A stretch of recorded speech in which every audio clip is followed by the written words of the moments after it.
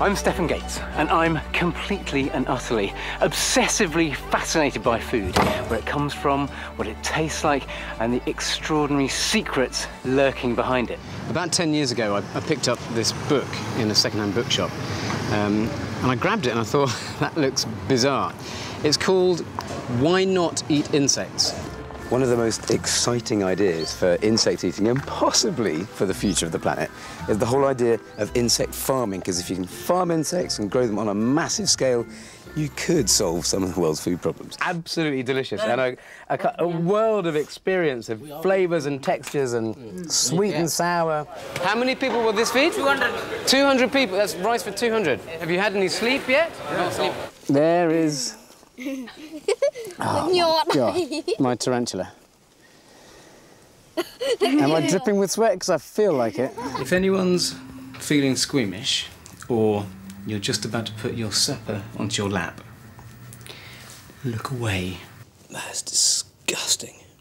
This lava that the whole landscape here is made of isn't the only thing that a volcano spews out when it erupts. It also produces a colourless gas that irritates the eyes and throat. We've managed to identify 5 of them from my body. I thought we could take this to one further level and see if we can cook something with them. So in ancient times, if you wanted to eat meat, you'd probably have to kill the family pig, and either you'd have to eat the whole thing in one go, or it would go to waste. Why are we using E-numbers to preserve our meat today? Well, salt does pose a few problems. If you want to preserve meat with it, you need a hell of a lot of it. And that can ruin the taste of our food.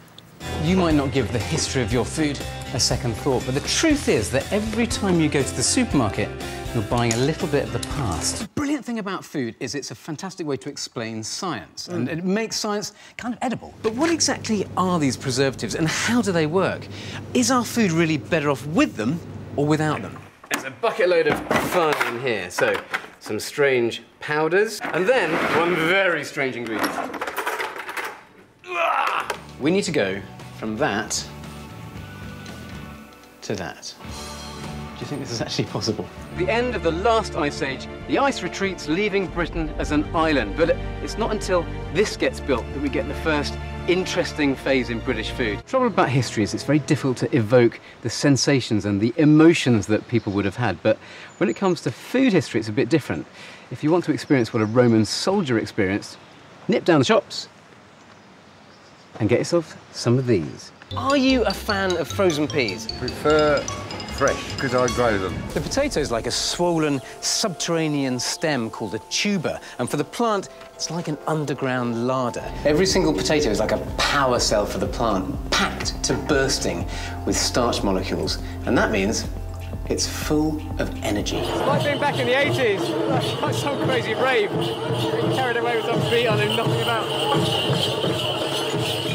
Chemistry is in cooking. You know, whenever you cook, you're performing chemical reactions. So, and I've got a few here to show you today. Right. Some of them are a little bit explosive. Basically, you've come to my house with a big pile of poo. I have to get that past my wife, and now I'm going to do a pee on it. That, my friends, is absolutely delicious.